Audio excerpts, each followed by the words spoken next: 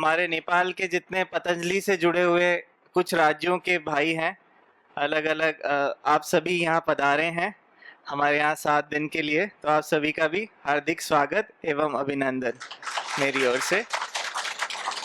तो मेरा नाम डॉक्टर कनक सोनी है। मुझे लगभग यहाँ पे 7 वर्ष हो चुके हैं पतंजलि में सेवा देते हुए। मैं योग एवं प्राकृतिक चिकित्सक हूँ और मैंने BNYS किया है, फिर 5.5 साल का फिर MD किया है नेचुरोपैथी क्लिनिकल में कर्नाटक से 3 साल का। फिर उसके बाद अभी मेरा PhD भी चल रहा है योग एवं प्राकृतिक चिकित्सा में, और मैंने MBA भी किया है हॉस्पिटल मैनेजमेंट में। और अभी मैं पतंजलि वेलनेस में जो पूज्य स्वामी जी और पूज्य आचार्य श्री की आशीर्वाद से जो अपना सबसे बड़ा जो स्वामी जी महाराज आचार्य श्री का जो प्रोजेक्ट चल रहा है कि पूरे जन जन को एक स्वास्थ्य के लिए कैसे आगे बढ़ाया जाए प्राकृतिक रूप से आयुर्वेद के साथ, जिसको हम आज के ज़माने में इंटीग्रेटेड एंड होलिस्टिक मेडिसिन भी बोलते हैं। इसमें पूज्य आचार्य श्री ने और पूज्य स्वामी जी ने इसका जो नाम दिया है वो दिया है इंटीग्रेटेड पैथी। मैं आपको इसी के बारे में थोड़ी जानकारी दूंगा। तो मेरा जो मुख्य टॉपिक है वो आज आपको आहार के बारे में, क्योंकि आप सभी पूज्य स्वामी जी पूज्य आचार्य श्री से कई वर्षों से जुड़े हुए हैं और पतंजलि संस्थान के साथ बहुत अच्छा कार्य और सेवा कर रहे हैं। आप जन जन तक इस उद्देश्य को, इस मिशन को हमारा जो है कि जन जन स्वस्थ रहे और नेचुरल तरीके से प्राकृतिक रूप से आयुर्वेद के साथ प्रकृति के साथ जुड़ के एक अच्छा जीवन, अच्छी जीवन शैली के साथ एकदम स्वस्थ रह सके हर जन, हर व्यक्ति। तो हम अपने नेपाल का भी और अपने हिंदुस्तान का, भारत का और पूरी दुनिया का हमारा जो सपना है स्वामी जी का, आचार्य जी का, वो है पूरी पृथ्वी, हर जन। ओके, तो हम इसमें शुरुआत करते हैं पतंजलि वेलनेस के बारे में। आपको मैं एक संक्षिप्त में बताकर फिर आगे हम इसमें डाइट थेरेपी, मेनली आज का टॉपिक जो है वो चिकित्सा अपनी डाइट थेरेपी के द्वारा और नेचुरोपैथी के द्वारा वो है। तो सबसे पहले पतंजलि वेलनेस, मुझे लगता है आप सभी इससे काफ़ी ज़्यादा अच्छी तरह से जानकारी आपको है। पतंजलि वेलनेस अभी अपना एक बहुत बड़ा एक चल रहा है कार्य। इसमें अपना जो सबसे बड़ा केंद्र है ये है हरिद्वार में फेज 2 में। आप सब काफ़ी लोग वहाँ पधारे भी हैं। तो लगभग अपने पास 2 से 2,500 हजार लोगों की रुकने, खाने पीने और थेरेपी एक दिन में लेने की व्यवस्था वहाँ पर है। इसी प्रकार से अपना योग ग्राम अलग से है अंदर गांव में, और वहाँ पे लगभग 1300 लोगों की व्यवस्था है रहने, खाने पीने और सारी चिकित्सा की। इसी तरह वही योग ग्राम के अंदर ही अपना है निरामयम एक थोड़ा लग्जरी सेंटर है, थोड़ा सा महंगा भी है, और वहाँ पे भी लगभग 200 स्वास्थ्य साधकों के रहने की, खाने पीने और पूरा स्वास्थ्य लाभ की सुविधाएं उपलब्ध हैं। तो लगभग यहाँ हरिद्वार में हमारे पास आप मान के चलें 3,500 लोगों के रहने, खाने पीने और पूरी तरह से एक नई जीवन शैली सीखने के लिए हर तरह से सुविधाएं मौजूद है। और इसी मिशन को आगे बढ़ाते हुए लगभग अभी हिंदुस्तान में, भारत में हमारे पास 28 के करीब केंद्र हैं, OPD के रूप में, IPD के रूप में और डे केयर सेंटर। अब तीन मॉडल पे हम लोग काम करते हैं, उसको मैं आपको बता देता हूँ जैसे मेडिकल सिस्टम चलता है। जैसे ये एक हो गया IPD, जैसे पतंजलि वेलनेस फेज 2 है, यहाँ पे अंदर रहना पड़ रहा है। जैसे आप नेपाल से कुछ लोग आ रहे हैं, 7 दिन का मिनिमम अपने यहाँ रहने का प्रोग्राम होता है। 7 दिन, जैसे आप यहाँ पर आए हैं 7 दिन के लिए, उसी प्रकार से कैंपस के अंदर रहना, खाना पीना रहता है। और OPD केयर होता है, जैसे आपने नेपाल में अपने काठमांडू में खुला है अपने आयुर्वेद कॉलेज में, तो वहाँ पे आप सुबह जा करके शाम तक अपनी चिकित्सा करा करके आप वापस आ सकते हैं। ये हो गया day care, OPD out patient department. तो ये 2 तरह से है, और इस तरह से अभी काफ़ी खुलने जा रहे हैं, हर शहर में, हर गाँव तक खुलने की, इसकी आगे बढ़ने की संभावनाएं हैं। तो इसमें क्या करते हैं, किस प्रकार से हमारे स्वास्थ्य साधक आते हैं। सबसे पहले आते हैं नॉर्मल डिटॉक्स के लिए लोग, कि जो स्वस्थ व्यक्ति है और वो स्वस्थ रहना चाहता है अपने जीवन भर। वैसे पूज्य स्वामी जी अक्सर बताते रहते हैं कि शतायु भव, मतलब भगवान ने जो अपने, ईश्वर ने हमें आयु दी है वो मिनिमम 100 ईयर्स दी है, 100 ईयर्स ऑफ हेल्दी लाइफ। 100 साल तक एकदम स्वस्थ शरीर, स्वस्थ मन, स्वस्थ तन मन, इसके साथ जीवन दिया है। तो हम अब इसको किस तरह से करते हैं ये हमारे ऊपर है। ईश्वर ने तो हमें आशीर्वाद दे दिया है ना। इसी प्रकार से तो लगभग कैसे हम हेल्दी रहें इसका एक बेसिक, जो जैसे आप गाड़ी की सर्विस करते हैं अपनी, हम सबके पास गाड़ियां हैं, बाइक है या कार है, जो भी एक साइकिल है, तो हम उसको टाइमली रिपेयर कराना पड़ता है, सर्विसिंग कराना पड़ता है, शुद्धिकरण करना पड़ता है, उसमें ऑयलिंग करानी पड़ती है, तभी वो वाहन भी अच्छे से चलता है। तो उसी प्रकार से ईश्वर ने हमें ये शरीर रूपी वाहन दिया है, जिसमें हम आत्मा, इसके अंदर हम अपना पूरा जीवन इसमें जी रहे हैं। तो इसके लिए भी एनुअल मेंटेनेंस, एनुअल सर्विसिंग ये कराना चाहिए और कराना रहता है बाय डिफॉल्ट। और डेली भी हम नहाते हैं, वो क्या है, बॉडी की सर्विसिंग ही है। गंदगी हम निकाल रहे हैं, सुबह मलासन में मल करते हैं, वो भी क्या है, मल निष्कासित कर रहे हैं, ये भी डिटॉक्स है, बॉडी से गंदगी निकल रही है। एक्सरसाइज करते हैं, योग करते हैं, कपालभाति करते हैं। कपालभाति क्या है, षटकर्म में एक क्रिया है, 6 क्लेंजिंग टेक्निक्स योग में, उसमें से एक क्रिया है। उससे क्या हो रहा है, शरीर से अपने पसीना के द्वारा भी और श्वास के द्वारा भी अपनी गंदगी निकल रही है। समझ रहे हैं आप इस सबको। तो बेसिकली ये डिटॉक्स एक फर्स्ट चीज है, बॉडी का शुद्धिकरण, internal cleansing, physically as well as mentally, शारीरिक तौर पे और मानसिक तौर पे हम शरीर का शुद्धिकरण करके एक स्पेसिफिक लाइफस्टाइल प्लान और प्रोटोकॉल एक निर्धारित व्यक्ति को दे रहे हैं। क्योंकि हर व्यक्ति का वात पित्त कफ अकॉर्डिंगली प्रवृत्ति उम्र अलग अलग है, भिन्न भिन्न है। तो आप सब जैसे जो भी व्यक्ति हमारे वेलनेस में आता है, तो सबसे पहले हम उस व्यक्ति को, जब वो डॉक्टर के पास आता है, प्राकृतिक चिकित्सक के पास, फिर जाता है वो आयुर्वेद वैद्य के पास, दोनों वैद्य हमारे उस व्यक्ति को पूरी तरह से समझते हैं, एनालिसिस करते हैं, फिर उनके अकॉर्डिंग पूरा एक शुद्धिकरण का प्लान, उसके बाद फॉलो अप का घर जाते वक्त कि क्या स्पेसिफिक लाइफस्टाइल आपको सुबह से लेकर रात तक अपनी ऋतु के अनुसार, ऋतुचर्या जिसको हम आयुर्वेद में बोलते हैं, दिन के अनुसार दिनचर्या और रात्रिचर्या, ये तीनों उसको स्पेसिफिकली बताया जाता है। और अगर वो व्यक्ति उसको जीता है, फिर अगले साल फिर वेलनेस में आता है हमारे पास 7 दिन 10 दिन के लिए, तो वो एक अपनी सर्विसिंग तो करा ही रहा है और उसको और इम्प्रूव करने के लिए आता है।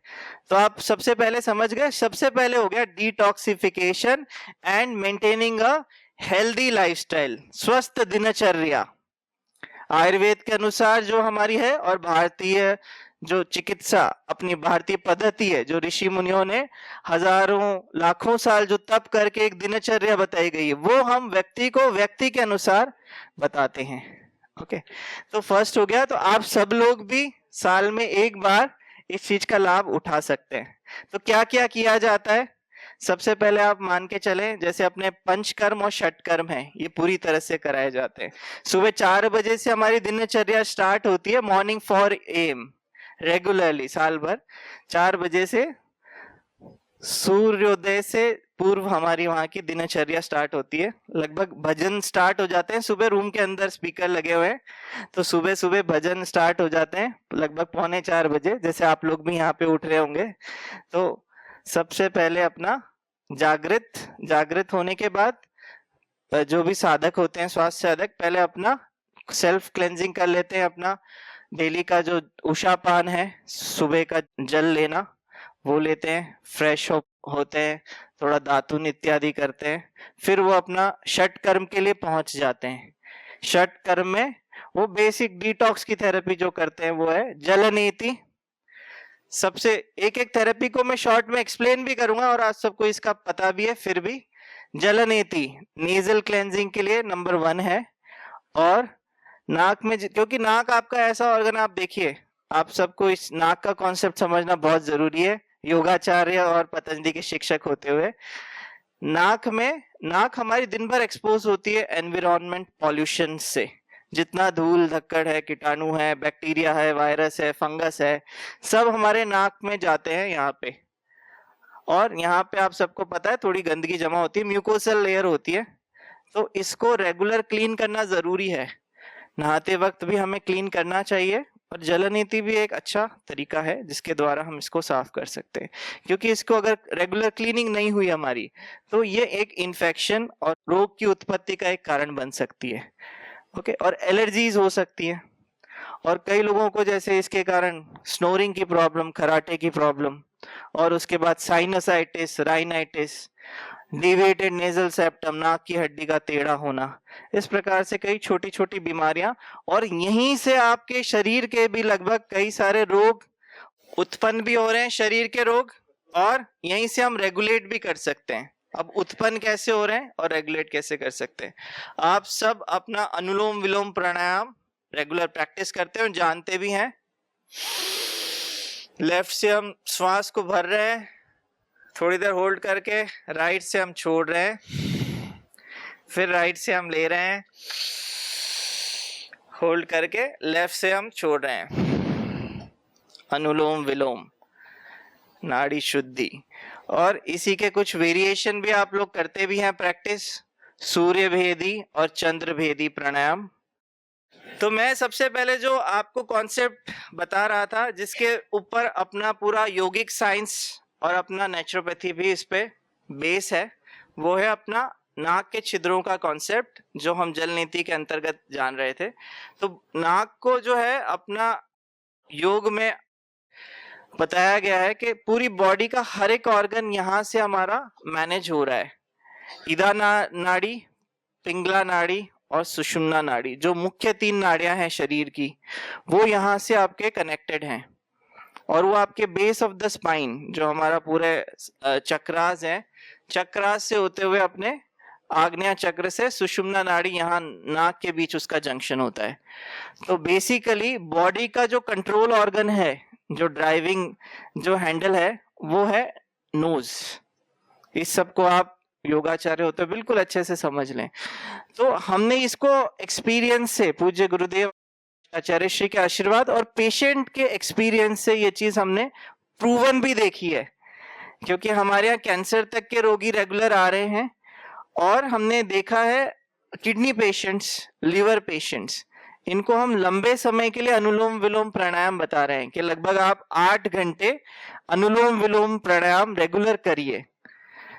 ओके, तो उनको हमने सिर्फ वो और कुछ करे ना करें, सिर्फ इसके द्वारा भी उनकी बीमारी में कमी आ रही है, उनके रिजल्ट्स इंप्रूवमेंट हमने देखा है। सिर्फ और बिना कुछ किए जो व्यक्ति पैरालिसिस है, बेड पे लेटा हुआ है, वो मूव भी नहीं कर सकता, उसको तो पानी भी उसके घर का कोई व्यक्ति उसको पिला रहा है, अब वो व्यक्ति लेटे लेटे सिर्फ प्राणायाम करता है, और वो थोड़े समय बाद वो थोड़ा फिजियोथेरेपी की हेल्प से वो चलने लग जाता है। तो इसको क्या कहेंगे आप? मतलब इसको तो नॉर्मल मेडिकल साइंस तो इसको चमत्कार कहता है कि भाई ये तो चमत्कार हो गया, ईश्वर की कृपा से आप हो गए।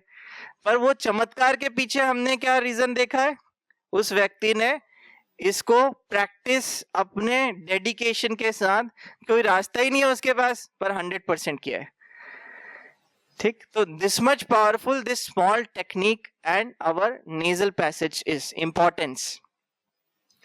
तो सूर्य नाड़ी, चंद्र नाड़ी, राइट नॉस्ट्रिल का है, इसको हम योग में बोलते हैं सूर्य नाड़ी। तो सिर्फ हम राइट से अगर प्राणायाम करते हैं तो इसको बोलते हैं सूर्य नाड़ी प्राणायाम और सूर्य अनुलोम विलोम। ओके, सूर्य अनुलोम विलोम। तो राइट से लेकर के होल्ड करके राइट से ही छोड़ना,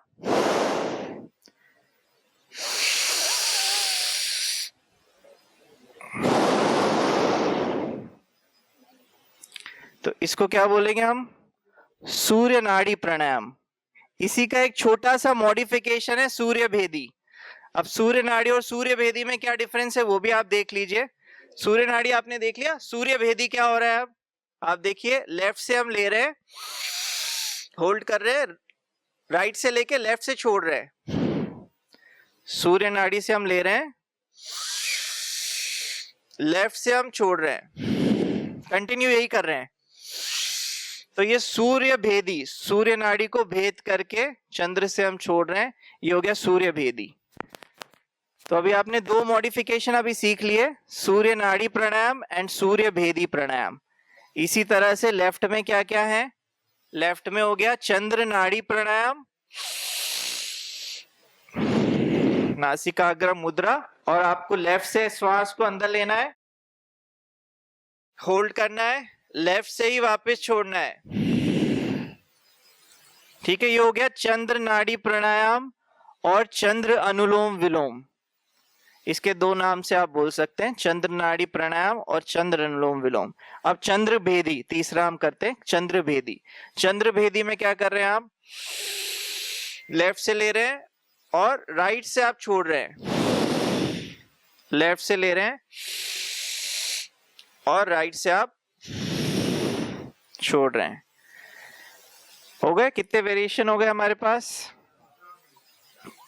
अभी 4 हमने डिस्कस किए, मुख्य अनुलोम विलोम, और उसको होल्ड करके कर रहे हैं तो नाड़ी शुद्धि उसी को बोलते हैं। फिर उसके बाद सूर्य नाड़ी या फिर सूर्य अनुलोम विलोम एक प्राणायाम हो गया, सूर्य भेदी प्राणायाम राइट टू लेफ्ट। ऐसे हो गया चंद्र नाड़ी प्राणायाम, लेफ्ट नॉस्ट्रिल ब्रीदिंग, और हो गया चंद्र भेदी प्राणायाम, लेफ्ट से अंदर लेके राइट से छोड़ना, चंद्र भेदी।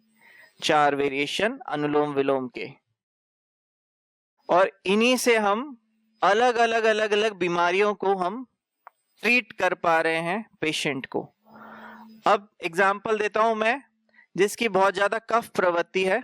कफ रोग में सबसे पहले क्या रहता है, मोटापा, और कफ रोगों में एडवांस में क्या होता है, अस्थमा, ब्रीदिंग डिफिकल्टीज, खांसी जुकाम, गला खराब, एलर्जीज, नाक बंद, अलग अलग, ये हमारे कफ के प्रतिशमन से अलग अलग रोग होते हैं। तो अब इसमें आप सूर्य नाड़ी या सूर्य भेदी प्राणायाम करवाएंगे पेशेंट को या अपने साथियों को, तो उसका ज्यादा इफेक्ट रहेगा बजाय कि सिर्फ अनुलोम विलोम हम दें।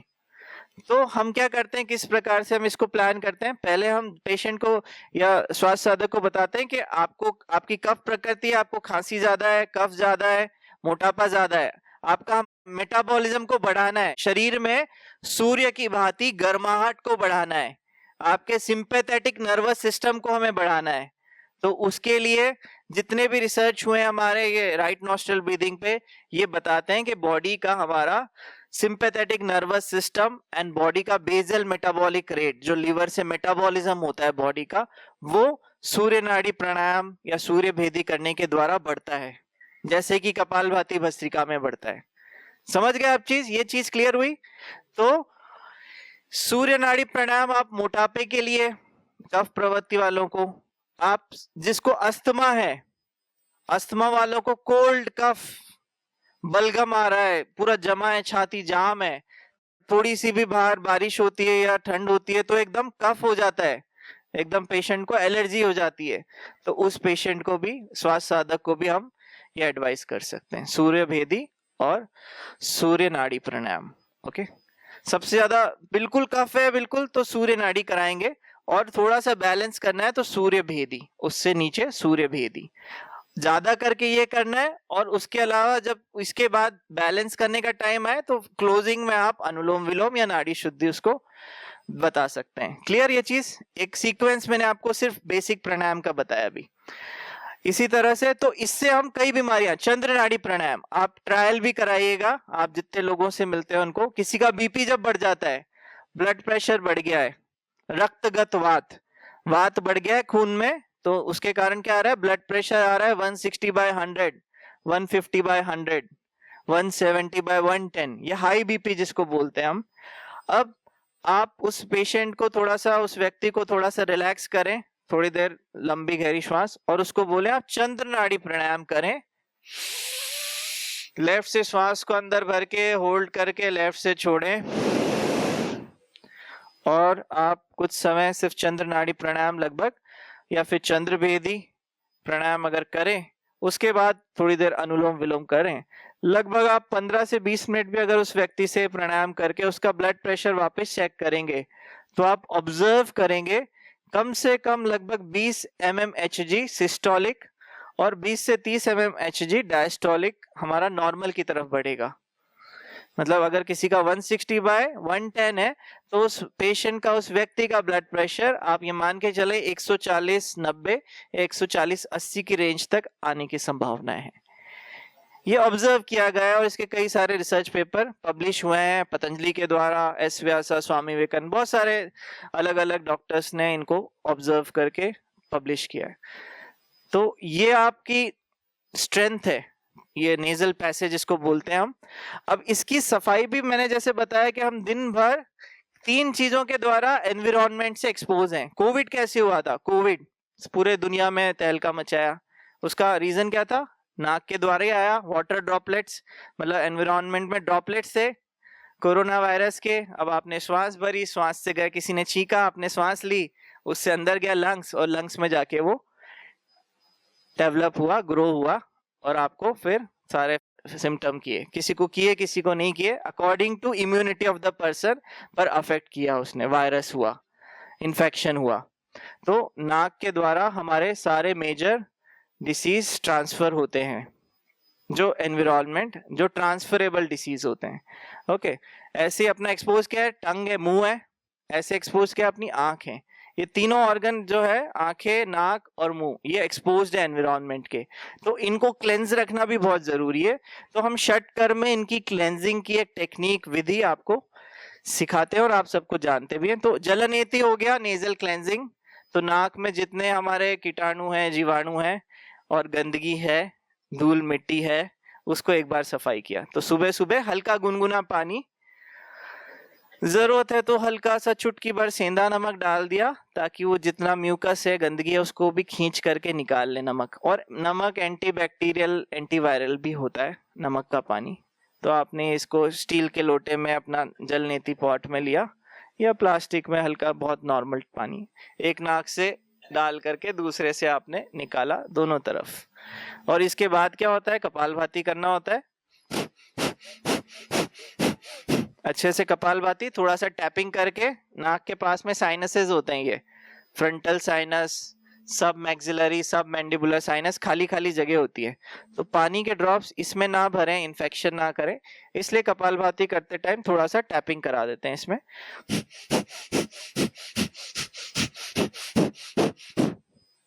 तो जो वाटर ड्रॉपलेट्स हैं वो पूरे निकल जाए। इसके बाद अपन हैंकरचीफ से व्यक्ति को बोलकर उसको नाक को अच्छे से पोंछ ले, सुखा ले, नाक के अंदर पानी जमा हुआ ना रहे, नमक वाला पानी। और इसके बाद इसके पोस्ट एक्टिविटी में हम उस व्यक्ति से कहते हैं, श्वास साधक से, शशक आसन करने के लिए आगे झुक करके शशांक आसन या शशक आसन वो व्यक्ति कर लेता है, तो जितना पानी के कुछ ड्रॉपलेट रह गए वो भी निकल जाएं। तो ये आइडियल तरीका है जलनीति का, जो मैंने आपको छोटी सी रूप में बताया। और जलनीति आप सब, हर व्यक्ति, हर योगाचार्य, हर प्रशिक्षक अपना, आप सब रेगुलर भी प्रैक्टिस कर सकते हैं, नहीं तो 2-3 दिन में एक बार तो अवश्य रूप से कर ही ले। बहुत अच्छी टेक्निक है।